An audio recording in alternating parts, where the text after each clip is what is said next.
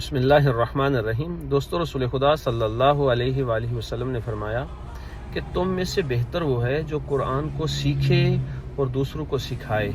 یعنی سیکھنے اور سکھانے کا حکم ہے، پڑھنے اور پڑھانے کا حکم نہیں ہے۔ قرآن ایک رولز کی کتاب ہے، اس میں اللہ تعالیٰ نے سمجھائے ہیں رولز، جیسے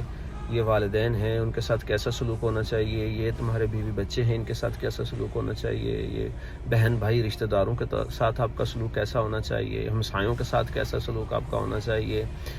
اور لین دین آپ کا کیسا ہونا چاہیے، کاروبار کے رولز کیا ہیں، وہ سارے رولز اللہ تعالیٰ نے اس کتاب میں سکھائے ہیں۔ ان رولز کو سیکھنا تھا اور دوسرے لوگوں کو سکھانا تھا، اس پہ عمل بھی کرنا تھا۔ تو یہ قرآن پاک کا مقصد تھا، لیکن بدقسمتی سے اس کو ڈائیورٹ کر دیا گیا اور ہمیں دو چیزوں کے پیچھے لگا دیا گیا۔ یا تو ہم ثواب کے چکر میں قرآن پڑھ رہے ہیں، اور یا پھر کچھ لوگ مقابلہ حسن قرأت، یعنی اس کا پڑھتا بہت اچھا ہے، بچوں کو سکھا رہے ہیں جناب پڑھ بہت اچھا رہا ہے، وہ اس مقابلے کی طرف لگا دیا، یا پھر بعض کو ثواب کے چکر میں لگا دیا گیا۔ بے شک قرآن پاک کو پڑھنے کا ثواب بڑا ہے، لیکن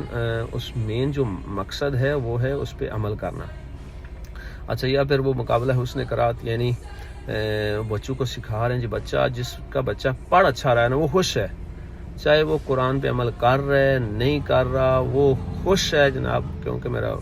بیٹا قرآن پڑھ بڑا اچھا رہا ہے، میری بیٹی قرآن پڑھ بڑا اچھا رہی ہے۔ یعنی اس کی عین اور ہا، اس کے گلے کے اندر سے آواز نکل رہی ہے، تا میں ڈیفرنس کر رہا ہے، کاف میں بڑا اچھا کر رہا ہے، زاد میں اس کا بڑا اچھا ڈیفرنس کر رہا ہے، یعنی اس کی کلیئرٹی بہت ہے، ساؤنڈز بڑے اچھے ہیں۔ تو اس کا کوئی فائدہ نہیں اگر ایک بچہ شراب پی رہا ہے، زنا کر رہا ہے، غیبت کر رہے ہیں، بیٹیاں جو ہیں وہ بے پردہ ہیں، تو کوئی فائدہ نہیں اس کو اچھا پڑھنے کا جب تک وہ اس پہ عمل نہ کیا جائے، جس مقصد کے لیے قرآن پاک آیا ہے اس پہ عمل نہ کیا جائے۔ لہٰذا اللہ تعالیٰ سے دعا ہے کہ اللہ تعالیٰ ہم سب کو قرآن پاک کو صحیح معنوں میں سیکھنے، سمجھنے، اس پہ عمل کرنے اور دوسروں کو سکھانے کی توفیق عطا فرمائے۔ آمین۔